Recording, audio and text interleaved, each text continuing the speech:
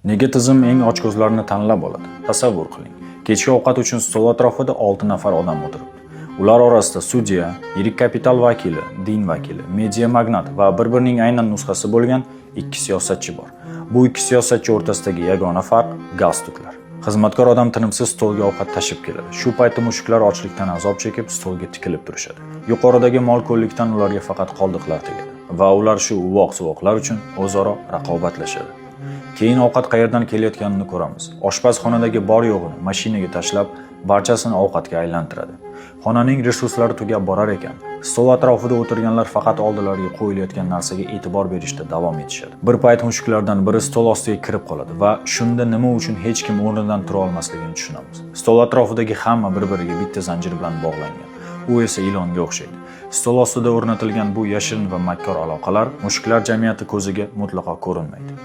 Vaqt o'tishi bilan resurslar tugaydi. Xona vayronaga aylana boshlaydi. Stoldagi molko'llik kamayadi. Mushuklarga esa umuman hech narsa qolmaydi. Mushuklarning ovozi balandroq chiqa boshlaydi. Ammo media magnat xonaning o'rtasiga o'yinchoq sichqonchani chiqarib yuboradi. Sun'iy dushman obrazini yaratib, uni och mushuklar to'dasiga tashlaydi.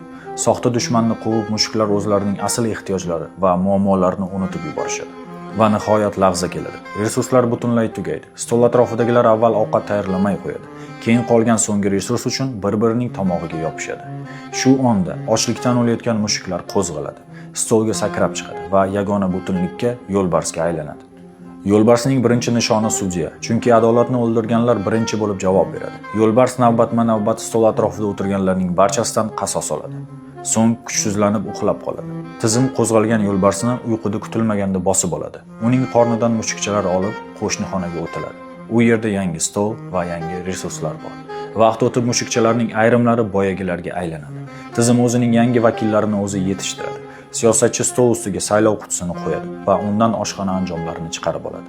Tizim yangi siklni ishga tushiradi. Bularning barchasi jarlik yoqasidagi mehmonxonada sodir bo'ladi. Ya'ni bu yerda bo'lganlarning barchasi aslida faqat mehmonlar. Bu ularning uyi emas, ularga hech narsa tegishli emas.